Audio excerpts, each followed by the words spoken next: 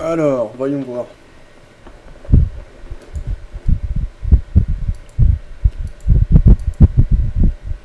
Allô.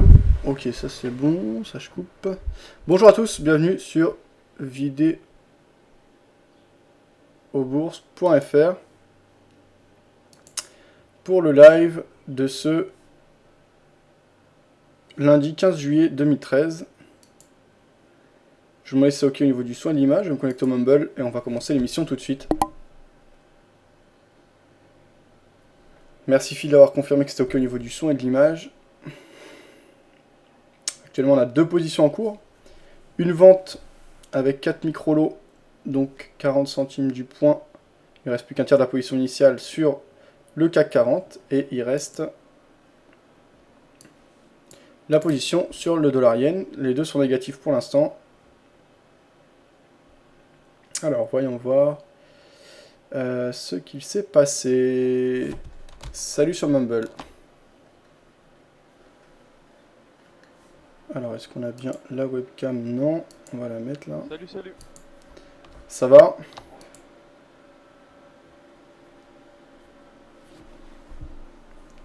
Très bien, et toi? T'as passé mal? Ouais, nickel, ouais.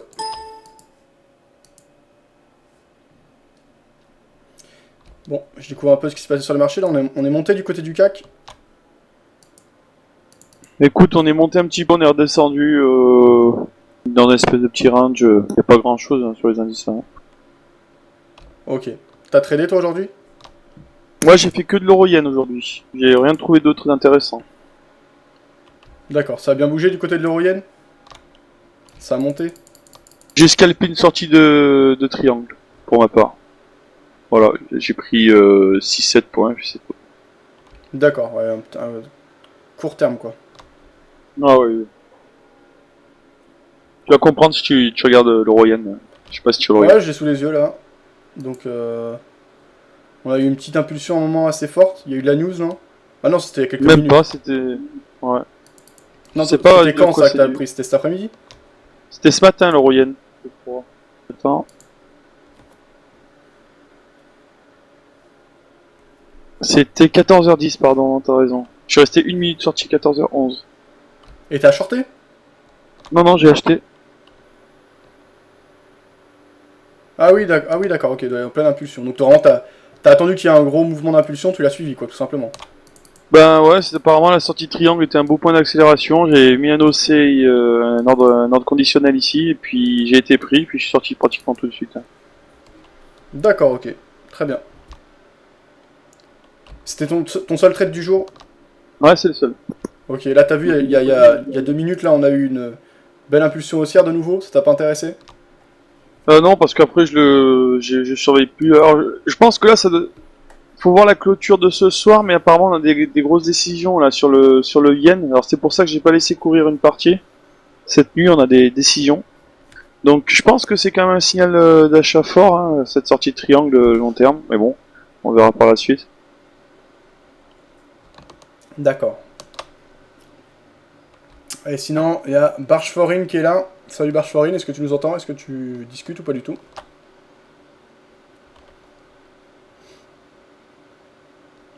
Bon. Là, je suis en train de lire un article. Apparemment, en Espagne, il y a des soucis là, au niveau politique. Ouais, j'ai vu ça. Demain, ça va être intéressant. Tu sais ce que je vais faire demain matin? Non.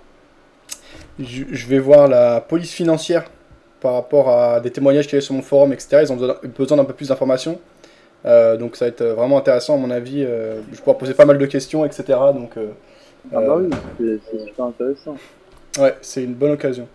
Donc je vais voir. Mais en tout cas, c'est quand même pas évident, je trouve, d'être en contact avec les autorités compétentes et d'avoir des interlocuteurs directs. Tu sais, c'est souvent on te renvoie vers d'autres services, puis ça prend du temps, etc. Donc là, au moins, ce sera un contact direct, donc je suis content. Et puis, si ça peut faire avancer certains dossiers et aider des gens à mener leur plainte au bon endroit, etc., bah tant mieux, quoi. Ah bah c'est clair que c'est bien ce que tu veux parce que ça reste quand même. Les autorités financières françaises, c'est un peu trouble quoi. Enfin, au niveau de l'organisation, tout ça, on sait pas trop comment ça fonctionne quoi. C'est sympa quoi. Voilà. Donc voilà. J'ai vu un tweet d'Adrien Raymond, tu vas l'interviewer, c'est ça? Bah tout à fait, en fait, là, mercredi, de 18h à 19h, il sera avec nous. Je D'accord. vais faire toute une affiche et tout, je ferai demain. Voilà, donc ce sera un petit événement sympa, quoi. Il va parler toutes les opportunités qu'il trouve intéressantes sur les paires un peu exotiques, quoi. En tout cas, les paires qu'on n'a pas l'habitude de trader. D'accord. Bah, moi, je trouve super intéressant ce gars-là. Il a une bonne réflexion, il fait des recherches poussées. Quand il présente quelque chose, en général, il parle pas pour rien, donc bah voilà. Ah oui, moi je suis d'accord avec toi, c'est pour ça aussi que je le suis. Il est plutôt très clair dans ses analyses. C'est clair qu'il donne toujours des bonnes opportunités. Bon, généralement, lui, c'est vraiment du très long terme, ses positions. Hein. Pas très long terme, c'est du moyen long terme. Si tu veux, il donne pas sa position sur une journée, et ça reste quand même du... Enfin, il me semble que ça reste du moyen long terme, ses prises de position. Ouais. Alors ceci dit, après, ce qu'il donne souvent, enfin comme toujours, ouais, lui, ce qu'il décrit d'ailleurs, est-ce qu'il y a vraiment des positions derrière? Je crois qu'il décrit plutôt les scénarios possibles à jouer, etc. Ensuite, c'est à chacun de prendre en compte ce qui est dit et puis éventuellement d'établir des stratégies par rapport à ça, quoi.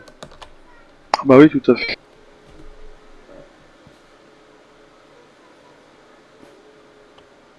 Ok. Bon, alors on va étudier un peu ce qui se dit à droite à gauche. Alors, sur le chat écrit, il y avait Chris, Non, toujours acheteur de CAC. vendeur de Vendeur. Pardon, ouais. Vendeur de CAC. vendeur de CAC, il me reste plus qu'un tiers de ma position. Et vendeur de dollar yen, il me reste la position en entier. Et pour le moment, c'est négatif. On va voir. Mon premier point de sortie, donc d'un tiers sur le dollar yen, si ça devait mal se passer, ce serait à 101,65. Donc on est actuellement à Rappelle-moi, 99,88. t'es short sur USDN, c'est ça? Oui, je suis short sur le dollar yen. Donc, actuellement, j'ai une Ok, équité qui ok. s'élève à 10 303 euros. Avec un compte, donc on a commencé le 24 juin avec 10 000 euros. Donc voilà. Ouais, c'est bien. Mais carrément, là, franchement, je suis assez confiant par rapport à ce compte. Je vais essayer de m'en servir un peu comme compte de référence. Donc je vais vraiment essayer de le tenir sur le long terme, ce compte. Bon voilà, on va voir. Mais je pense quand même que c'est une idée de base qui est bonne, notamment dans le cadre du swing, d'attendre qu'il y ait des bonnes impulsions dans le sens de la tendance. Donc de prendre position, d'aller chercher un objectif pas trop important, mais par exemple aussi grand que mon premier stop loss quand je le fais en 3 fois, et de prendre le gain en une fois, et en revanche quand ça se passe mal, le sortir en plusieurs fois. Je pense sincèrement que c'est viable à long terme. Maintenant, penser quelque chose et le concrétiser, il y a toujours un monde entre les deux en trading.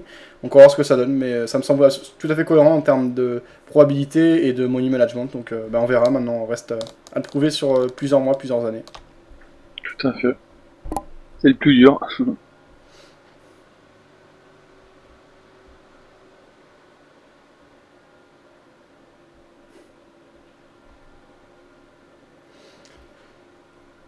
Alors Chris qui disait: ah ok, c'est mieux d'en parler le week-end car le trading est fermé.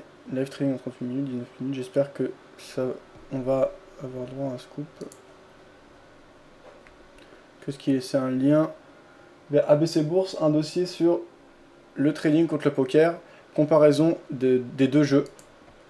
Face à la popularité et l'ampleur que prend le poker Texas Hold'em dans notre société, j'imagine que tracer un parallèle entre ce jeu et celui du trading est une bonne chose pour mieux comprendre comment devenir un trader rentable.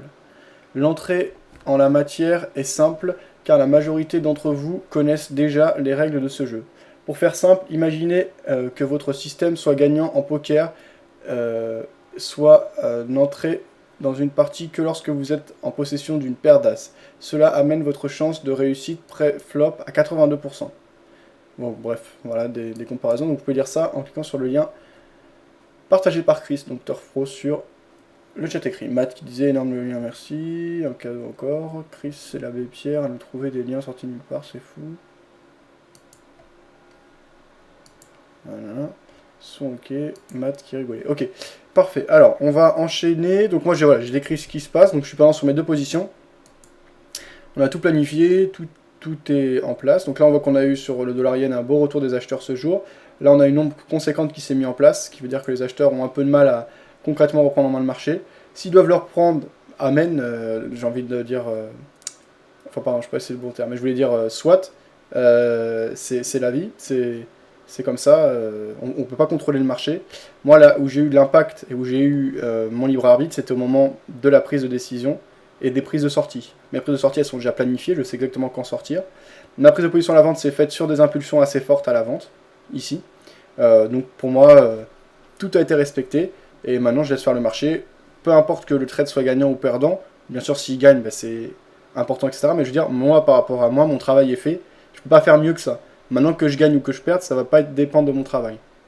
En tout cas, en cas de perte, tout est planifié et tout se passera au fur et à mesure.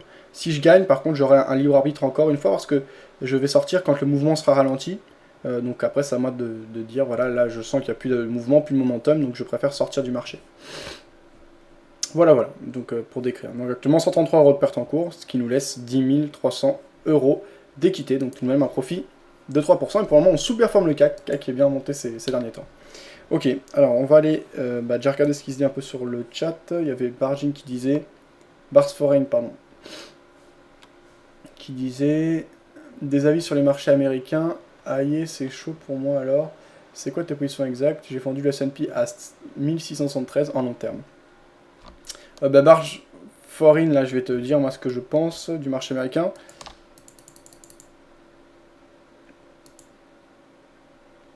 Donc moi là je vais jeter un oeil sur le Dow Jones. Pour moi sur le Dow Jones on est en impulsion haussière. Merde. Pour moi sur... Attends 2 secondes.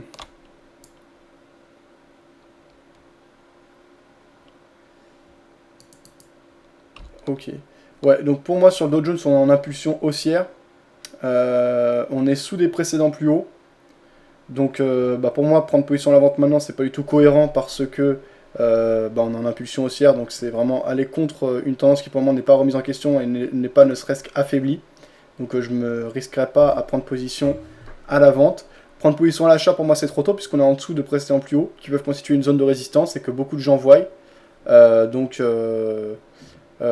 Pour moi par exemple ce qui peut être cohérent c'est de placer un ordre d'achat au-dessus des 15 458. Donc si on casse les 15 558, effectivement, 458, pardon, effectivement, ce sera plutôt cohérent d'entrer à l'achat, on casserait les plus hauts, on serait sur les plus hauts historiques, en pleine impulsion, donc on aura la tendance dans notre sens. Donc je pense que voilà, c'est assez sain et logique de suivre cette impulsion. Après, comment tu la joues, moi je sais comment je la jouerais en sortant plusieurs fois si ça se passe mal et en prenant le profit en une fois si ça se passe bien.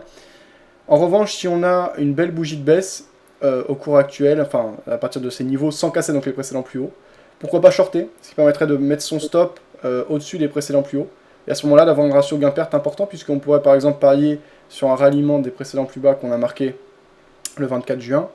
Donc un ratio à peu près 3 fois plus grand que le stop qu'on pourrait mettre en se protégeant au-dessus des précédents plus hauts, qui serait un stop tout à fait cohérent. Donc là, ce serait deux manières différentes de jouer. Soit on attend l'impulsion, on suit la tendance, donc moi à ce moment-là, je prends une position sur cassure en cherchant un objectif assez. Enfin, un objectif en le prenant en une fois, et si ça se passe mal, par contre, je sors en plusieurs fois, sachant qu'on peut tout à fait hésiter dans un premier temps, corriger, prendre mon premier stop, donc fermer un tiers, puis repartir dans le bon sens, et donc terminer quand même sur un gain, même s'il est petit. L'idéal, c'est tout de suite, on a une impulsion, on continue le mouvement, on prend tout de suite le bénéf. Et puis le pire des cas, on sort en plusieurs fois. C'est un scénario assez peu, à mon avis, probable, même s'il y a toujours bien sûr une possibilité, et que la probabilité elle est jamais énorme dans notre sens, mais on peut quand même la mettre dans notre sens, je pense.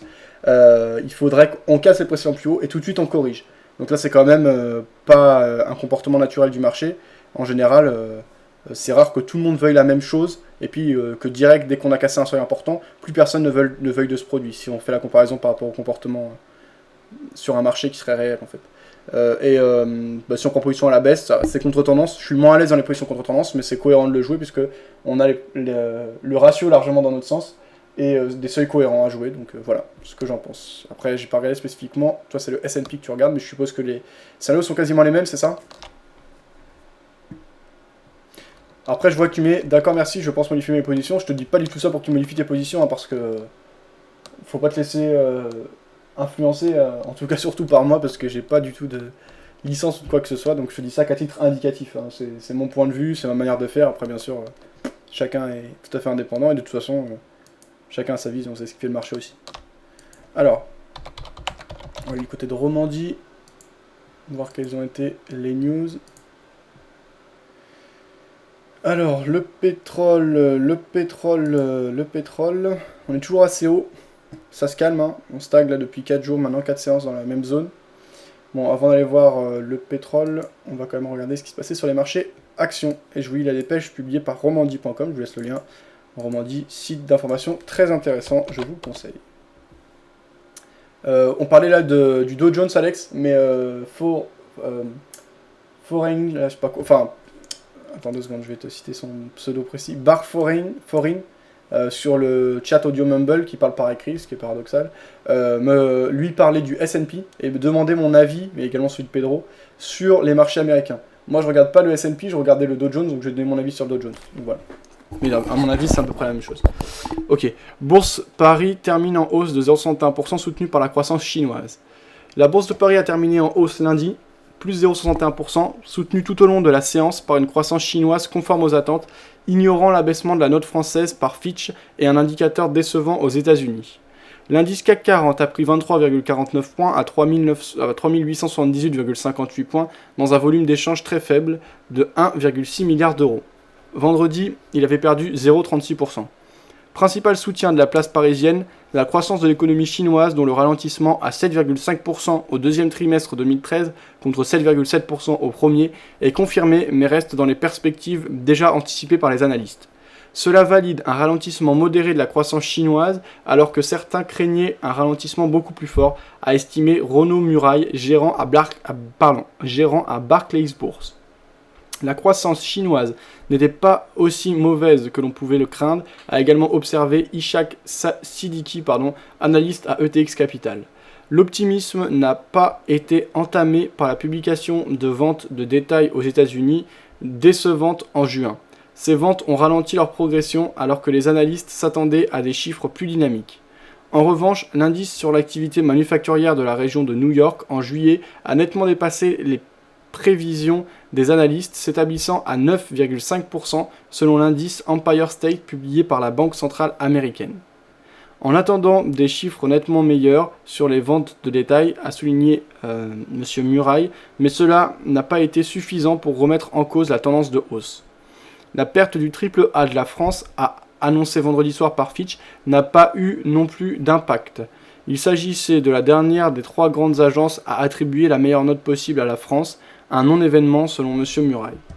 Parmi les valeurs, donc là après ça va être un point spécifique sur chaque valeur, ça va moins nous intéresser. Alors on va enchaîner avec un point sur la bourse de Francfort, le DAX, une nouvelle doit être assez proche, qui termine en hausse de 0,27% à 8234,81 points. Après avoir entamé la séance sur une progression nette, la bourse de Francfort a clos sur une hausse moins marquée lundi, rattrapée par des statistiques américaines mitigées.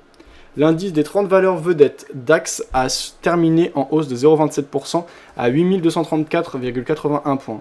Le MDAX des valeurs moyennes a fini en progression de 0,22% à 14 044 points. Dans un premier temps, l'essoufflement de la croissance chinoise au deuxième trimestre attendu a peu ému les investisseurs dans un marché calme. Mais la publication des ventes de détail aux États-Unis, plus faible qu'attendu, a déçu. Elles ont enregistré un ralentissement de leur progression en juin à 0,4% contre 0,7% attendu. Toutefois, les analystes dès là-bas ont préféré interpréter ces chiffres comme le signe que la consommation reste solide. Par ailleurs, l'activité manufacturière de la région de New York a poursuivi son redressement en juillet, surprenant les analystes qui tablaient sur un recul. Côté valeur, la deuxième banque allemande Commerzbank a terminé en tête du DAX, plus 4,73% à 6,25 €. Elle a annoncé en fin de matinée qu'elle cédait son portefeuille de prêts dans l'immobilier commercial en Grande-Bretagne d'une valeur de 5 milliards d'euros à un consortium d'investisseurs comprenant la banque américaine Wells Fargo et le fonds américain Lone Star. En outre, les spéculations vont bon train sur la vente par l'État de ses parts restantes dans la banque. Le ministère des Finances a refusé de confirmer ou infirmer ces informations, mais a rappelé l'objectif de l'État de restreindre plus que possible dans le temps ses parts dans Commerzbank. Fresenius a gagné... Voilà. Après, pareil, on a un point sur les valeurs, donc ça va moins nous intéresser. On va aller voir un peu ce qui s'est passé du côté des États-Unis.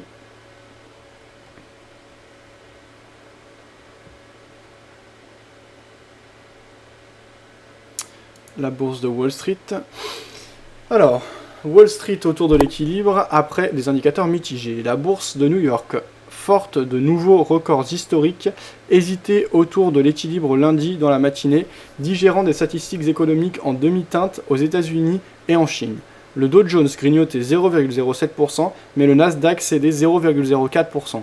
Deux grands indices de Wall Street, le Dow Jones Industrial Average et l'indice élargi S&P 500, s'étaient hissés à de nouveaux sommets vendredi, respectivement à 15 464,30 points et 1680,19 points, dopés par la confiance accrue des investisseurs dans une politique monétaire très accommodante aux États-Unis. Le Nasdaq à dominante technologique avait conclu la semaine sur un sommet en 13 ans.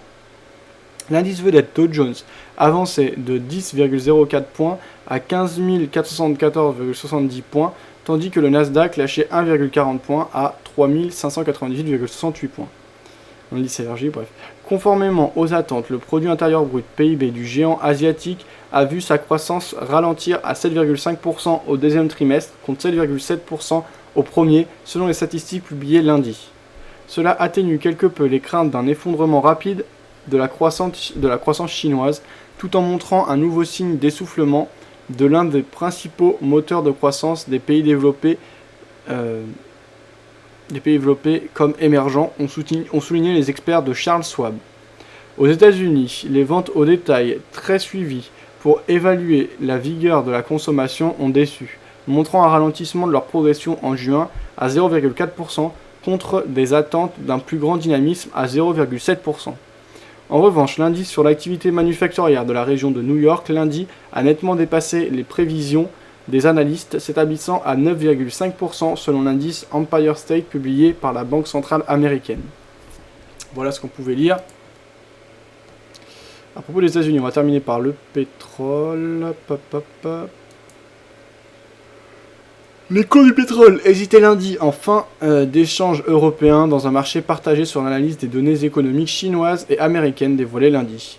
Vers 16h, le baril de Brent de la mer du Nord pour livraison août valait 108,93$ sur l'Intercontinental Exchange ICE de Londres, en hausse de 12 cents par rapport à la clôture de vendredi. Sur le New York Mercantile Exchange, le NYMEX, le baril de Light Sweet Crude WTI pour la même échéance perdait 3 cents à 105,92$. Les prix du pétrole ont lutté pour trouver une direction lundi, étant donné la nature contradictoire des données économiques en Chine et aux États-Unis, respectivement deuxième et premier consommateurs mondiaux de brut, remarquait Michael Eason de CMC Markets. En début d'échange européen, les prix du brut se sont appréciés, le Brent marquant même un nouveau plus haut niveau en 3 mois à 109,17$. Cette poussée s'expliquait par les données économiques chinoises relatives à la demande des raffineries qui a progressé de 5% en juin en rythme mensuel, atteignant un plus haut en 4 mois à 9,6 millions de barils par jour, jugeaient les analystes de Commerzbank. La demande chinoise de pétrole est sur la bonne voie pour augmenter de 5% en 2013, comme nous l'avons prévu, et les importations devraient augmenter dans la même proportion, abandonner les experts de Barclays. Deuxième consommateur mondial d'or noir, la Chine absorbe environ 12% de la production mondiale de brut. Mais dans un second temps, les prix du pétrole ont reculé, les données économiques chinoises décevantes ayant affecté le moral des marchés, réduit l'appétit pour le risque et encouragé les investisseurs à prendre leurs bénéfices, expliquait Myrto Soku, analyste du courtier Sugden. Pékin en effet a dévoilé lundi un ralentissement de sa croissance économique à 7,5% pour le deuxième trimestre, ce qui n'est pas une surprise pour les analystes mais confirme le ralentissement de la deuxième économie mondiale.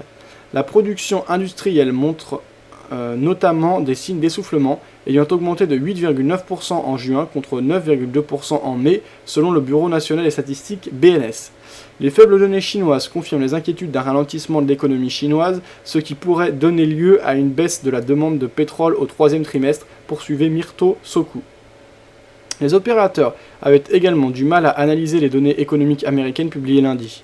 Tandis que les ventes de détail ont progressé en juin à un rythme moins prononcé que prévu par les analystes, l'indice Empire State mesurant l'activité manufacturière de la région de New York s'est redressé bien plus fortement qu'attendu en juillet. Voilà donc les différentes dépêches et le contexte fondamental dans lequel on va commencer à réaliser nos les analyses techniques. Alors avant ça, je vous demande 2 secondes, je vais ouvrir la fenêtre.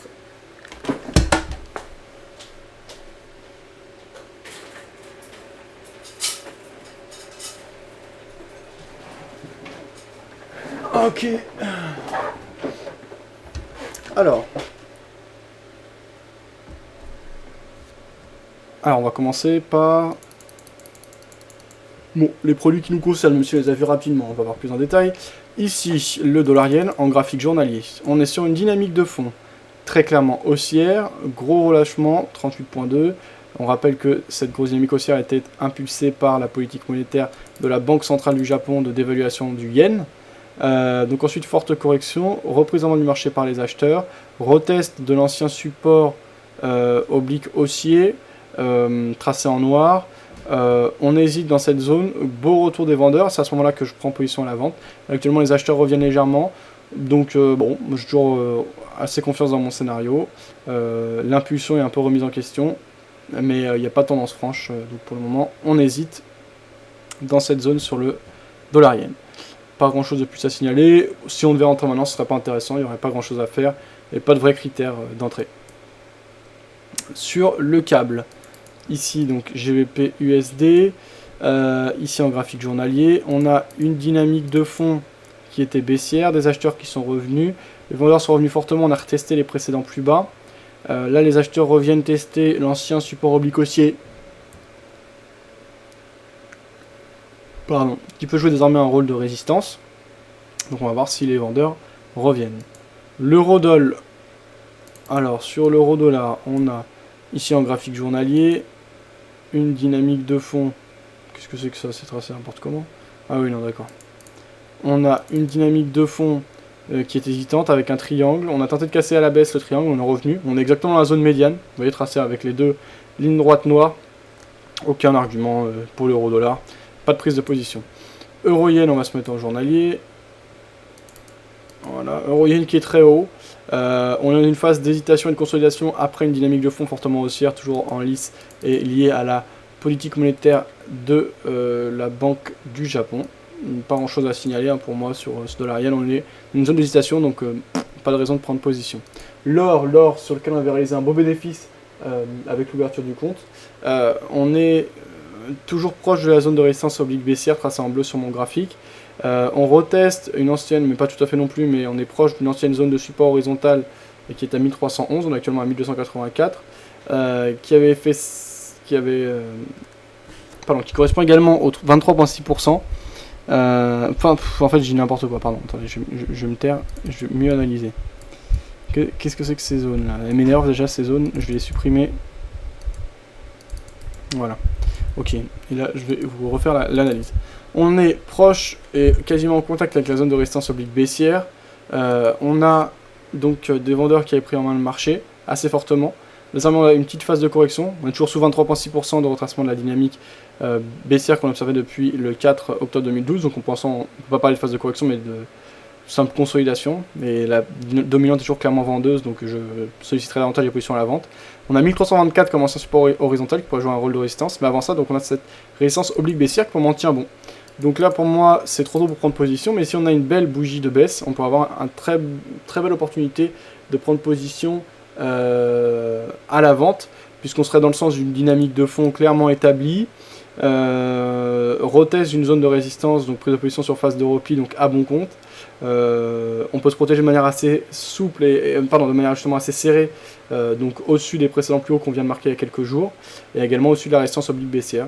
Donc si le mouvement reprend fort, on peut très bien retester les plus bas, voire les casser, donc ça peut amener des beaux ratios gain-perte ou l'établissement de stratégies intelligentes avec la possibilité de profiter dans son sens.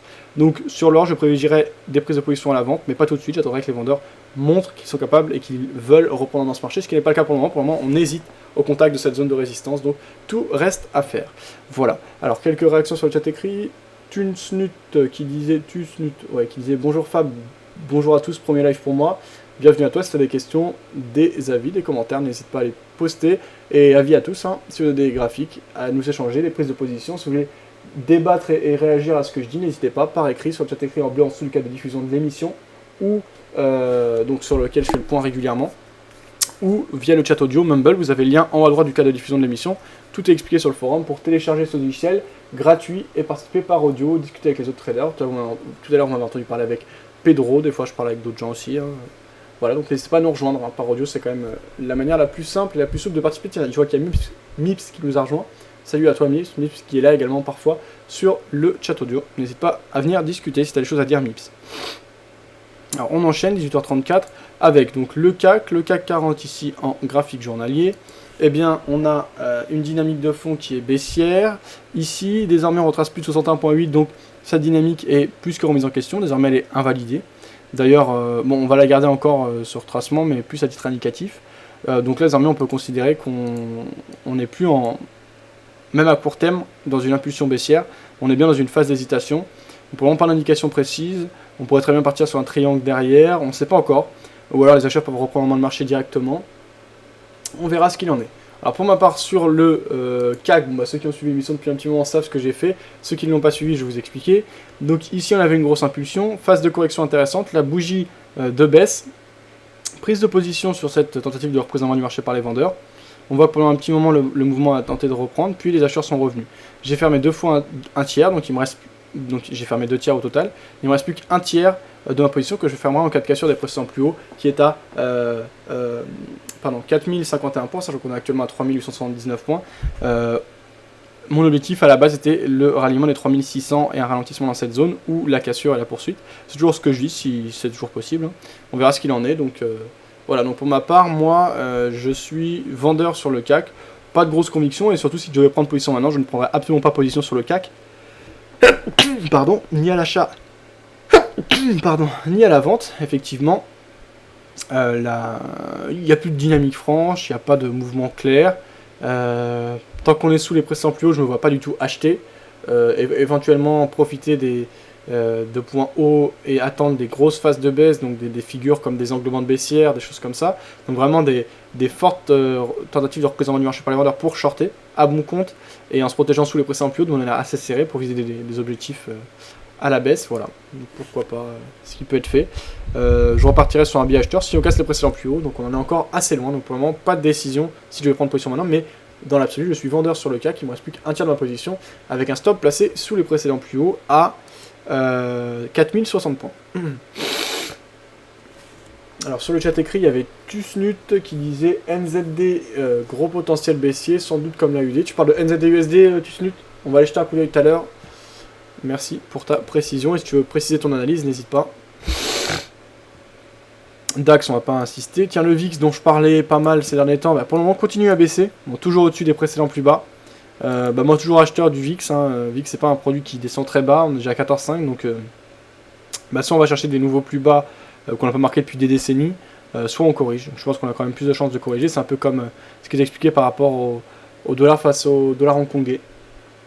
Mais bon, après je suis pas plus expert que ça, je connais pas tellement le VIX, mais là je serais pas acheteur, par contre j'étais acheteur vendredi parce que on avait des petites bougies de correction. Là on est en pleine impulsion baissière, donc je ramasse pas un couteau qui tourne. Pour l'instant je suis en dehors du marché, mais si on a au-dessus des précédents plus bas qui ont été marqués le 19 février dernier, voire même un peu plus bas, ça dépend quels ont été les seuils et les zones historiques basses, je prends une position à l'achat sur le VIX. Ça me semble cohérent en termes de probabilité.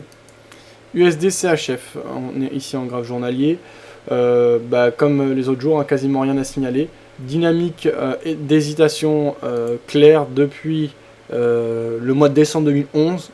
On accélère à la hausse, on accélère à la baisse. À la limite, ce qu'on peut faire, c'est repérer les seuils. Donc par exemple le seuil bas ici, horizontal bien sûr. Alors on étend parce qu'on cible des zones et non pas uniquement des seuils. Voilà. Donc là on a le seuil bas entre 0.9012 et 0.8917. Et la zone haute, donc on peut établir de 0.9838 jusqu'à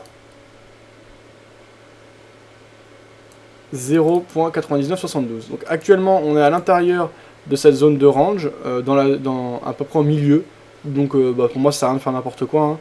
Un range, comment tu le traites, quand tu es en bas, t'achètes et tu te protèges sous les précédents plus bas avec une probabilité intéressante, un ratio intéressant, par exemple de rejoindre la médiane ou le point haut du range si tu as le plus confiance dans ton scénario, ou alors tu trades les cassures. Là on n'a pas du tout dans ce type de scénario. Pour moi il n'y a pas moyen, en tout cas c'est pas intéressant d'essayer de trader dans ce contexte, c'est dur de mettre les probabilités dans son sens, donc je m'y intéresserai pas plus que ça techniquement. USD, CAD, on a une dynamique de fond haussière, des plus bas de plus en plus haut. On est en dessous d'une zone de résistance d'anciens plus hauts qui ont été marqués en octobre 2010. Bon, plutôt acheteur parce que la dynamique de fond est haussière, parce que on reste sur des plus bas de plus en plus haut, des plus hauts de plus en plus haut. On a un retour des acheteurs, donc on a une dynamique de prise de position sur phase de repli intéressante là. Donc on peut prendre position à l'achat maintenant. Par exemple, viser un ralliement des précédents plus hauts qui ont été marqués début juillet là, et en se protégeant sous les précédents plus bas qui ont été marqués le 11 juillet. Ça permet d'avoir un ratio gain-perte peut-être 2 pour 1 ou un peu moins. Donc le ratio dans son sens, c'est une probabilité intéressante d'avoir la tendance avec soi. On peut aussi jouer d'autres manières, mais pourquoi pas, après c'est pas l'idéal non plus. Sur l'argent, pas grand chose à signaler, même chose que sur l'or, si ce n'est qu'on est plus éloigné de la résistance oblique baissière long terme. Mais à court terme, c'est vraiment le même scénario que sur l'or, hein. On voit donc retest de la résistance oblique baissière. Hésitation pour le moment, donc si on a un beau mouvement de baisse, pourquoi pas le shorter, mais pour l'instant c'est trop tôt. AUD, pression très fortement baissière, on peine à casser les précédents plus bas, donc pas de prise de position pour l'instant. Soit on replie, et à ce moment-là, on attend essoufflement et une tentative de représentation du marché par les vendeurs plus haut pour shorter. Soit on casse effectivement les précédents plus bas et on peut prendre les impulsions. Pas de prise de position à l'achat puisque la tendance est très forte contre nous si on prend une position à l'achat, donc c'est pas cohérent. Bon, ceux qui ont des grosses convictions, par exemple fondamentales, s'ils veulent faire du contrariant, acheter et se protéger sous les précédents plus bas, ça permet d'avoir un très faible stop et un objectif potentiel assez haut. Mais bon, moi je le ferai pas du tout, c'est pas mon style de trading. EUR-GBP. EUR-GBP ici en graphique journalier, dynamique de fond plutôt haussière. À court terme, enfin à moyen terme, là on peut me tracer un support oblique haussier. Voilà. Donc on a à la fois des plus bas de plus en plus haut, mais aussi des plus hauts de plus en plus haut.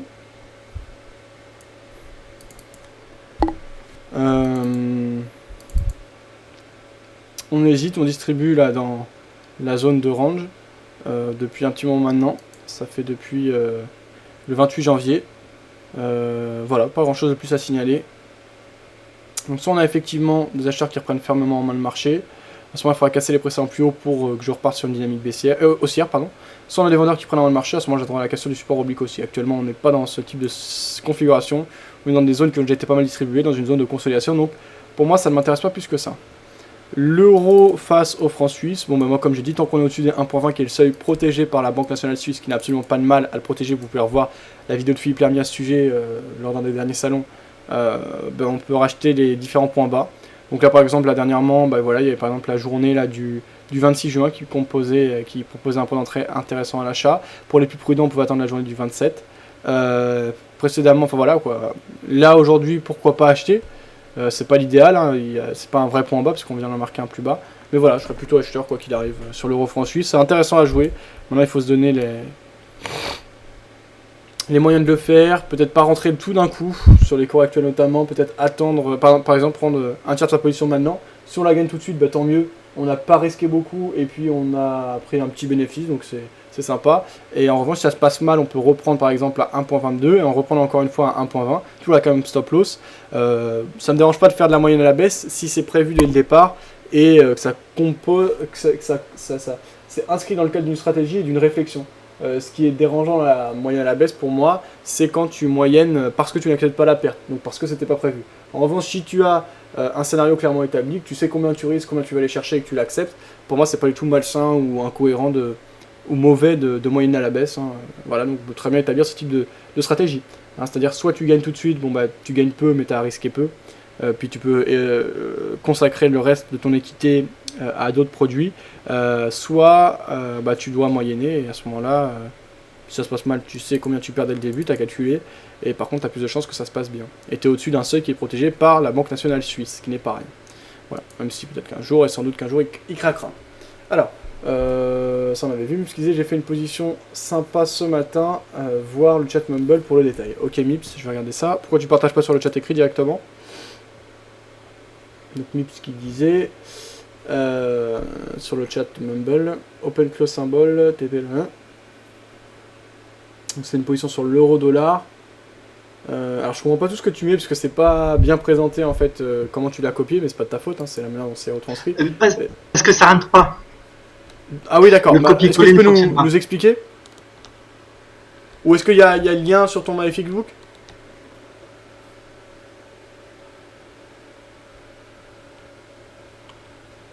Allô Mips, tu m'entends?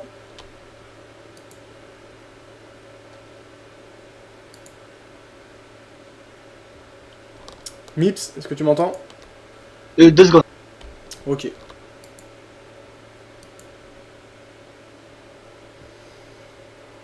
Voilà, là c'est bon, je coupe et je cherchais à couper le son, c'est tout.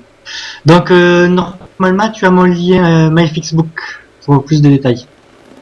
Ok, est-ce que tu peux me le remettre s'il te plaît? Ça marche. Merci. On va regarder ça.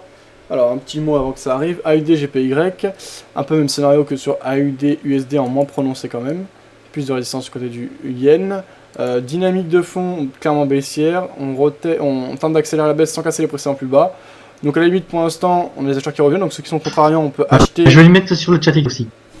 Merci Mips. Alors, on va regarder ça.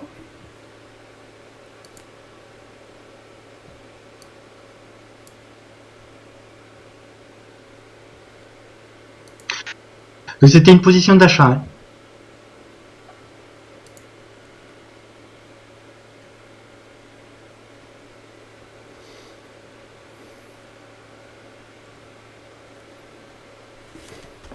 Ok. Alors, donc c'était... Donc la position que tu as fermée avec un profit de 8 points sur l'eurodoll, c'est ça? Oui, oui. Avec Oui, un j'avais profit pris de 10 lots. 612 euros. Et 10 lots, effectivement. Hein. Alors, qu'est-ce qui t'a amené à prendre cette position? Quand j'ai vu le RSI au plus bas et Ishimoku, les indications d'Ishimoku qui me disaient c'est bon, vas-y, fonce, c'est le moment. Donc la corrélation entre le RSI et Ishimoku, j'ai dit bon, ben allons-y. Hein. D'accord. Ok, donc bah, un bon petit signal. Comment t'as pris ton profit? Est-ce que c'était sur un signal également le moment où tu es sorti? En, en fait, j'avais activé le trailing stop parce que bon, c'est difficile d'être constamment devant. Donc c'est pour ça qu'il y a marqué un stop loss dessus. Quand on regarde le détail. D'accord, ok. Mais je suis parti aussi en position vendeuse pour suivre la tendance. Voilà. Ok. Sinon là on voit qu'il te reste pas mal de positions en cours là si on regarde un trade en cours, notamment des positions à la vente sur l'or. Oui, Quel est ton mais ça, c'est raisonnement par rapport à tout ça? Oh, mais je pense que sur le très long terme, ça va encore baisser. Voilà. D'accord, donc là pour le moment tu moyennes à la baisse, c'est ça?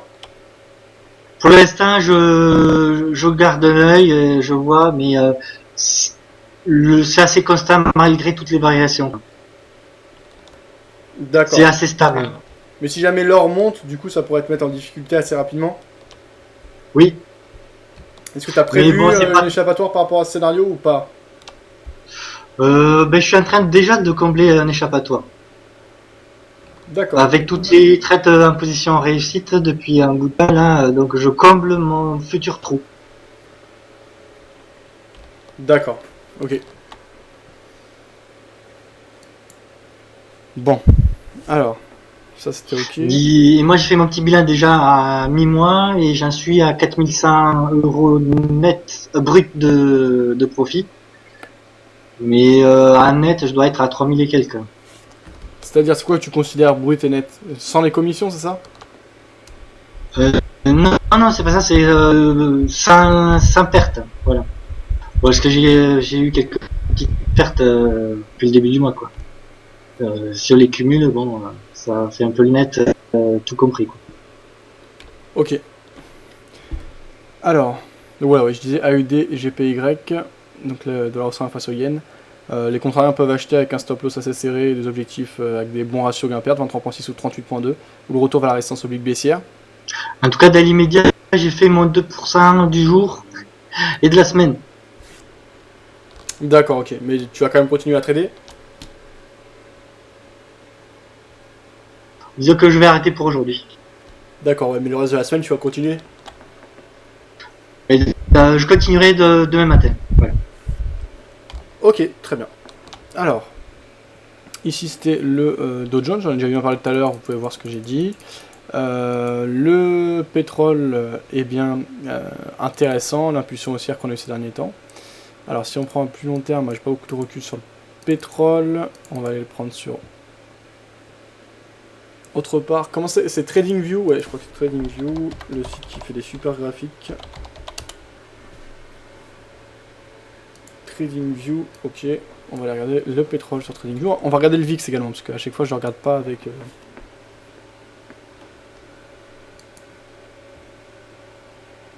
Alors... merde. Hop, hop, hop, hop, hop, hop, hop.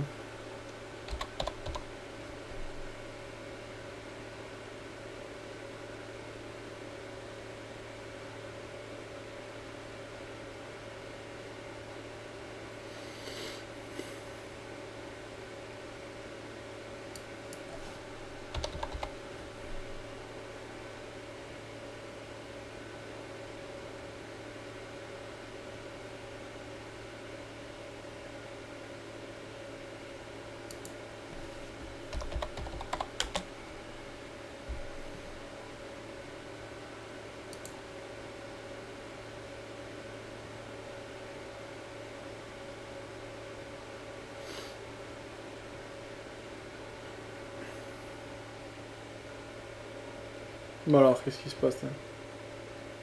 J'arrive pas à voir le pétrole. Bon attends.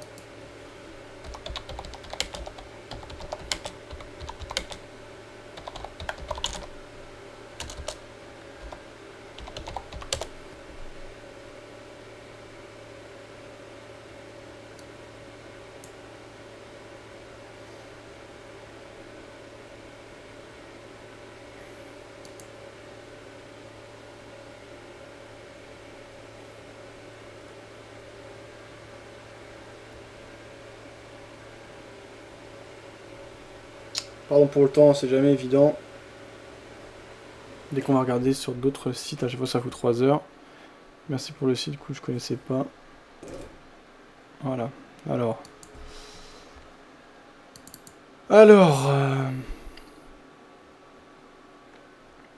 Ok.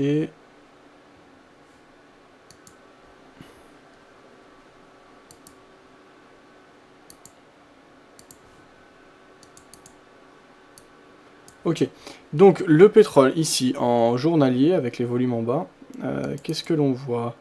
Alors on voit la grosse volatilité en 2008 et depuis une grosse accalmie. On voit qu'on est dans une partie haute désormais de la zone de distribution horizontale que l'on observe depuis la fin de la crise des subprimes et la stabilisation. Après avoir été vraiment le produit le plus volatile de cette crise des subprimes, eh bien on évolue désormais dans une phase très stable avec un triangle qui s'était mis en place ces dernières années, ce triangle duquel on est sorti à la hausse en fin de triangle avec une bonne petite impulsion. Donc là les prochains seuils à surveiller et à surveiller, oui, à la hausse, ce sera ce point haut là, bon c'est pas exactement ça, mais environ à 110,90, donc qui est le plus haut qui avait été marqué en mars 2012. Donc ça pourrait être une première zone de résistance, un premier objectif. On est toujours à 105,84. Ensuite, un peu au-dessus, on aura les plus hauts qui avaient été marqués en... Il trace n'importe quoi, mais bon, c'est pas grave. Qui avait été marqué en mai 2011. Actuellement, on est en pleine impulsion haussière, donc si on zoome un peu, voilà, les dernières journées ont été clairement haussières. On se calme un peu, ça fait 4 jours désormais qu'on hésite.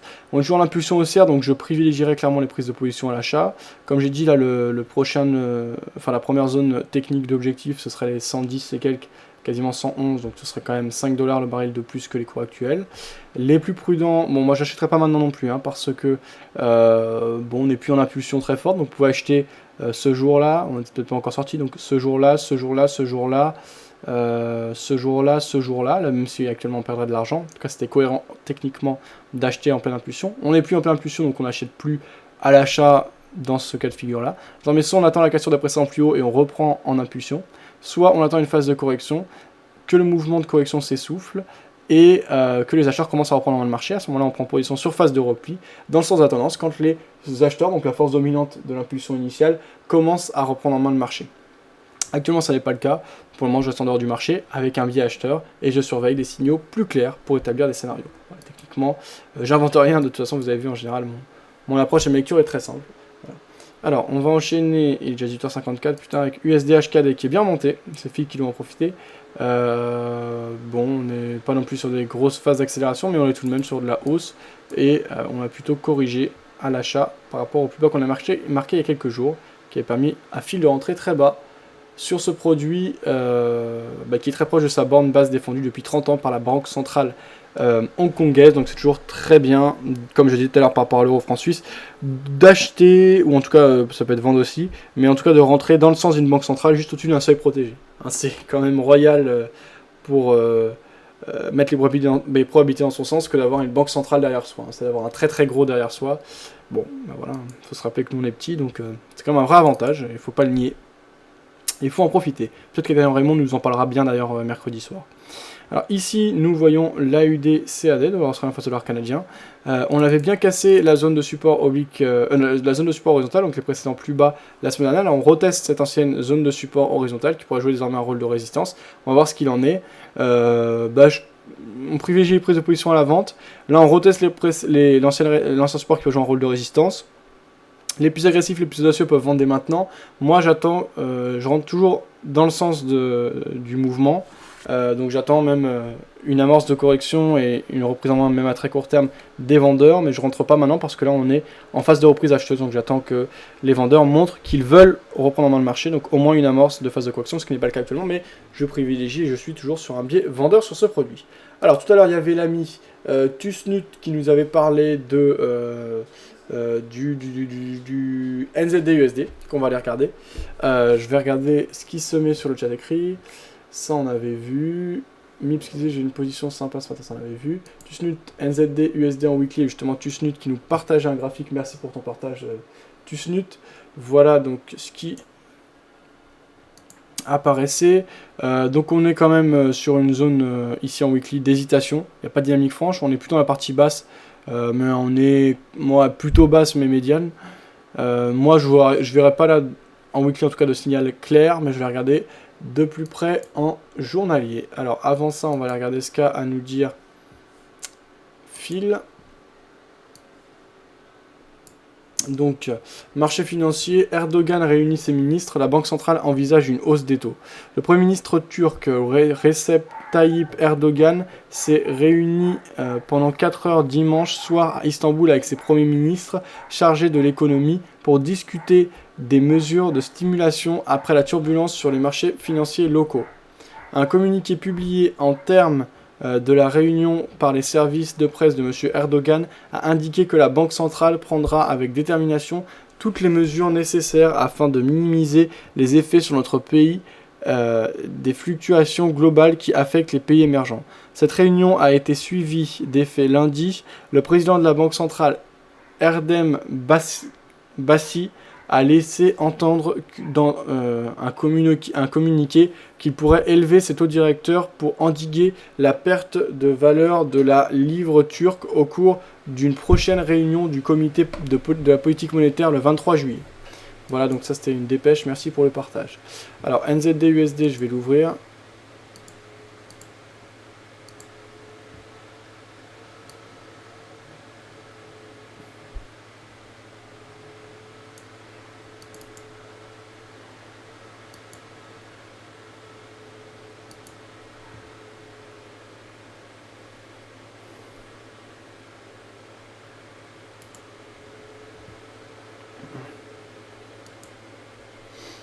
Ok, donc ici en graphe journalier.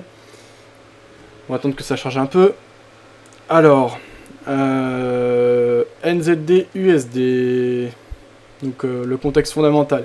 Un peu comme le dollar australien. Les devises océaniques, notamment le dollar australien, mais le dollar néo-zélandais est assez proche, avaient des politiques de fort taux d'intérêt pour attirer les capitaux vers leur monnaie et a attiré beaucoup de monde pendant la crise des subprimes. Dans un premier temps, non, on s'est réfugié vers le dollar, mais quelques mois après, on est pas mal allé vers les devises océaniques qui ont joué un peu un rôle de valeur refuge, ce qui a eu un double effet, à la fois des taux d'intérêt intéressants donc pour les swing traders et les traders qui gardent leur position plusieurs mois, plusieurs années, donc les traders long terme, et également une hausse, puisque l'objectif a été atteint, puisque l'objectif de fort taux d'intérêt, c'est rémunérateur, donc c'est un fort loyer, mais ça coûte à la banque centrale du pays. L'objectif est d'attirer les capitaux, donc ça a eu un double effet. Effectivement, ça a amené un intérêt, on le voit ici, donc de 2009, donc de juillet-mars 2009, comment on commençait à se calmer par rapport à la crise de subprime. On a eu une belle hausse du dollar néo-zélandais en passant de 0,4909 à des plus hauts à 0,8854, ce qui veut dire quand même quasiment une multiplication par 2, pas tout à fait. Désormais, on est dans une phase d'hésitation. On a vu le dollar australien face au dollar américain qui corrigeait beaucoup. Là, on a un dollar néo-zélandais qui corrige également assez fortement, mais de manière moindre. On voit que pour le moment, on ne casse aucun seuil important. On est toujours dans la même zone assez largement distribuée et de consolidation dans laquelle on évolue depuis avril 2011. On est plutôt dans la partie basse de cette dernière. Donc, que dire, ici en graphe journalier, on va déjà repérer des seuils importants. Donc, on a les 0,7362 ici pour moi. Un peu plus haut, on a donc les 0,7444. Ensuite, dans la partie haute, on aurait les 0,8679 et les 0,8837. On a actuellement à l'intérieur de cette zone de consolidation. La dynamique de fond est haussière. En ce moment, on a une politique monétaire qui est un peu en train de changer. En tout cas, on a une baisse des taux des devises océaniques. Je sais pour le dollar australien, je ne sais pas exactement pour le dollar néo-zélandais, mais en général, ils ont des politiques très proches, donc je suppose que c'est lié. Certains ont des points fondamentaux à publier par rapport à ces paires, n'hésitez pas, ça m'intéresse. Je ne suis pas expert non plus. Je vous dis ce que je sais et ce que je retiens depuis plusieurs années que je suis quand même les marchés. Ce marché, je ne suis pas spécialement, mais j'en entends toujours à droite à gauche ce qui se dit, donc ça, je retiens au fur et à mesure des mois et des années. Belle impulsion baissière à moyen court terme, donc depuis les plus hauts qui avaient été marqués en avril 2013, on est tout de même passé de plus haut à 0,8671, à des plus bas très récemment, donc début juillet, à 0,7687. Actuellement, on a une petite phase de correction. Là, si ceux qui pensaient à une poursuite de mouvement de baisse et qui suivaient l'impulsion, pourquoi pas. On avait un point d'entrée intéressant le 11 juillet, puis le 12 juillet. Actuellement, on enchaîne deux petites journées de légère hausse, donc c'est plus le moment pour moi d'entrer en impulsion. Je privilégie toujours les prises de position à la baisse dans le sens de l'impulsion en cours. Ceci dit, maintenant, soit j'attends une phase de correction plus poussée et que le mouvement s'essouffle, puis que les vendeurs tentent de reprendre en main le marché pour entrer sur phase de repli, tout de même en attendant un signe de volonté de représentement du marché, la force dominante qui est la force vendeuse. Donc à ce moment-là, on pourra tracer les retracements de Fibo par exemple, en prenant les plus bas donc d'avril et les plus hauts d'avril et les plus bas marqués très récemment. Voilà. Donc à ce moment-là, on peut surveiller les 23.6 qu'on a retesté récemment et qui ont bien réagi. Autrement, on aurait les 38.2 qui sont des zones d'objectif qui ne remettent pas en question la dynamique de fond qui resterait baissière et qui peuvent permettre de prendre position intelligemment et de manière intéressante dans le sens de l'impulsion. Alors ceci dit, à plus long terme, pour moi on est en zone de consolidation, il n'y a pas de tendance franche. On voit que toutes les fois on est venu tester, et elles ont été quand même assez nombreuses depuis 2011, cette zone des 74,44 et 73,62, donc qui est quand même un peu plus basse que les cours qu'on a marqués récemment, donc il pourrait rester un peu de potentiel. On a bien réagi à l'achat, donc on est vraiment dans un range, voire on peut tracer peut-être un triangle, mais moi pour moi c'est vraiment un range. À l'intérieur d'un range, moi je suis pas spécialement intéressé, je pense qu'il y a d'autres choses mieux à faire du côté d'autres paires, donc je ne prendrai pas de position à l'heure actuelle sur le NZD USD. Maintenant, si pour toi il y a une bonne opportunité, pourquoi pas tu snut, mais pour moi il y a mieux à faire. Mais si dans l'absolu j'étais obligé de rentrer sur cette paire, ce serait plutôt à la vente, mais en attendant un signal plus clair. Donc soit effectivement cassure des précédents plus bas marqués il y a quelques jours, et on suit l'impulsion baissière, pourquoi pas pour jouer le ralliement de la zone de support, donc la zone basse du range dont j'ai parlé tout à l'heure, donc un retour vers les 0,7444. À ce moment-là, ça fera une position donc vers les 0,7650, ce qui voudrait dire environ 200 points à aller chercher, ce qui est pas mal. Après, on peut établir des stratégies de sortie en plusieurs fois, comme j'ai l'habitude de le faire. Ça peut mettre les propriétés dans son sens, être dans le sens de l'impulsion, donc c'est assez sympa. Soit on attend une phase de correction et un tentative de reprise, donc à ce moment-là, pour jouer soit le ralliement des précédents plus bas, soit carrément le ralliement du bas du range. Ça peut être sympa à jouer également. Voilà, donc ce qui peut être intéressant à jouer à mon avis par rapport à cette impulsion baissière, mais pour moi c'est pas l'affaire du siècle, il n'y a pas non plus de signaux particulièrement intéressants. Voilà, donc Phil qui laissait un lien, on va regarder ça. Le marché financier turc On avait étudié la dépêche qui nous a été partagée par Phil. On va regarder une vidéo qui nous a été partagée par Phil. Les maîtres de la monnaie, The Money Master. C'est un reportage. Je pense que là, je vais le mettre sur le forum, ça a l'air intéressant. On va écouter les premières minutes. J'ai dit 19h04, on a commencé un peu en retard, donc j'ai lire un article sur un blog et on se quittera là-dessus. On écoute d'abord le début du reportage partagé par Phil. Je vous mets la vidéo là.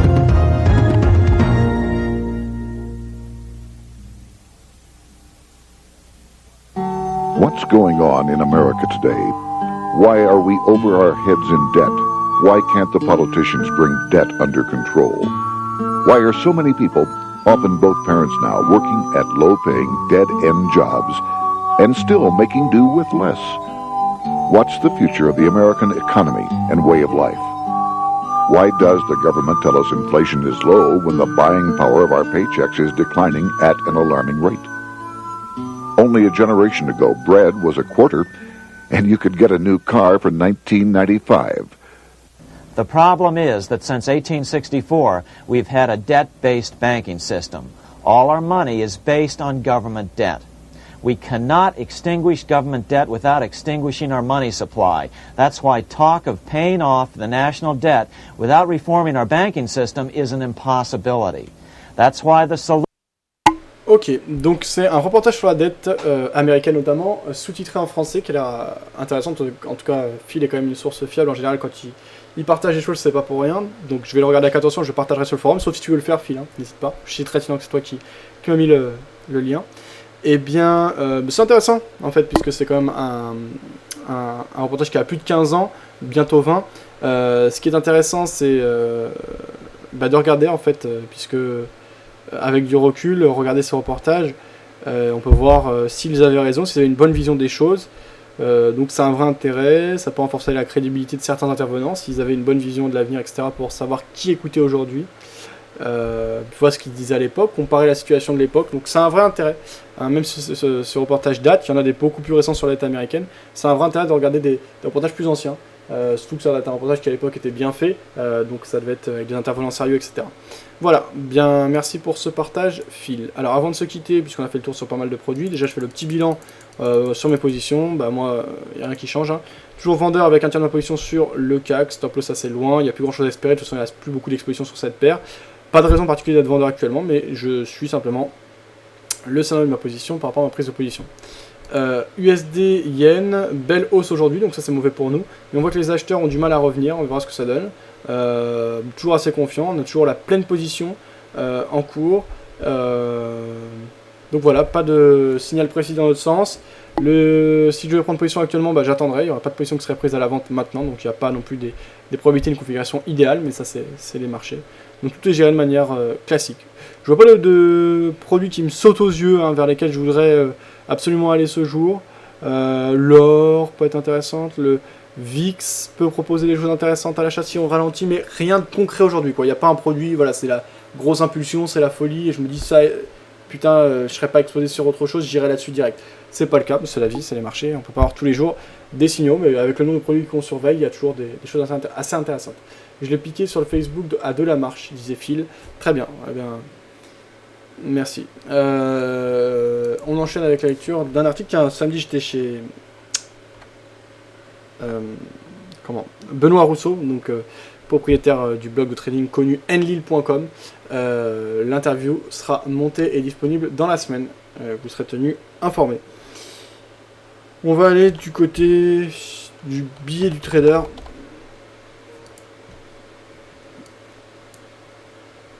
Pour terminer cette émission. Donc non, COT, il n'y a pas eu d'article publié ce jour. Du côté de margincall.fr, on avait lu, c'était la revue par rapport à la semaine dernière, on l'avait lu la semaine dernière. Donc du côté de enlil.com, on va aller voir s'il y a un article qui a été publié ce jour.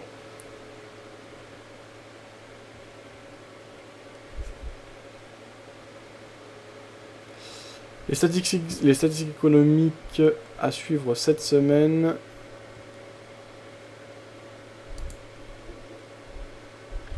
Donc, parmi les statistiques attendues au cours de cette semaine 29, la communauté financière sera toute particulièrement attentive à l'indice Empire State, l'indice NAHB dans l'immobilier, le livre beige de la Réserve fédérale et l'enquête de la Fed de Philadelphie aux États-Unis, ainsi qu'à l'indice ZOO du sentiment économique en Allemagne et au prix à la consommation de la zone euro. Lundi, donc, il y aura l'indice Empire State de l'activité manufacturière aux États-Unis, les ventes au détail aux États-Unis, les stocks des entreprises aux États-Unis. Ça, c'était ce jour, ça a été publié, et si on revient sur cette publication, voilà les chiffres qui sont parus. On en a entendu parler tout à l'heure quand on faisait le point, quand on lisait les avis dans les salles de marché. On a eu à 14h30 donc les core retail sales à 0% et 0,5% attendu, chiffre précédent 0,3%, et les ventes aux particuliers 0,4%, chiffre précédent revu à la baisse à 0,5% et attendu à 0,7%. Donc dans l'ensemble c'est des mauvais chiffres par rapport à l'économie américaine, ce qui n'a pas eu d'impact majeur puisqu'on a eu plutôt des marchés actions qui ont monté, et je crois que les marchés américains, si on dit du côté de Market Watch, à l'heure actuelle sont plutôt stables. On va aller voir ça tout de suite. Exactement, on a un Dow Jones qui est à plus 0,10%, Nasdaq à plus 0,14%, S&P à plus 0,11%. Donc pas de gros impact. Demain, on aura pas mal de nouvelles avec les prix à la consommation et à la production au Royaume-Uni à 10h30, indice ZOO au sentiment économique allemand à 11h, balance commerciale et prix à la consommation de la zone euro à 11h, les prix à la consommation aux États-Unis à 14h30, production industrielle et l'utilisation des capacités des États-Unis à 15h15, l'indice NAHB dans l'immobilier aux États-Unis à 16h, mercredi compte rendu de la politique monétaire de la Bank of England au Royaume-Uni à 10h30, les inscriptions au chômage, bref. Après, on fera le point au fur et à mesure de la semaine. Mais une semaine avec pas mal de choses, donc je laisse le lien pour ceux que ça intéresse. Et ce sera tout pour cette première session de trading de la journée. Demain soir, bien, session de trading classique. Et mercredi soir, on reçoit Adrien Raymond, analyste pour FXCM et le site DailyFX, pour parler de manière assez approfondie avec des idées et des scénarios de trading, des analyses sur les paires plus exotiques. Donc il va notamment nous parler de la lire turque, il va nous parler de la devise sud-africaine, également d'autres produits et d'autres paires exotiques, ce sera spécifiquement sur le Forex, assez spécifiquement sur le Forex. N'hésitez pas à venir, enfin je sais pas d'ailleurs, mais a priori, n'hésitez pas à venir partager, poser vos questions, préparer cette session particulière de mercredi soir de 18h à 19h. Bonne soirée à tous, bon trade, et je vous retrouve demain pour un nouveau point sur les marchés et poursuivre la gestion de ce compte de 10 000 euros qui s'élève actuellement à 10 299,63 €, et dont l'objectif est de surperformer le CAC 40, ce qui n'est pas fait actuellement. Le CAC 40 a bien évolué ces derniers jours, et nous, on a progressé, on a fait progresser le capital de presque 3% là actuellement, quasiment. Mais pour le moment, c'est moins que le CAC 40, on verra à long terme si on parvient à le battre. Ciao sur Mumble, à demain. Salut.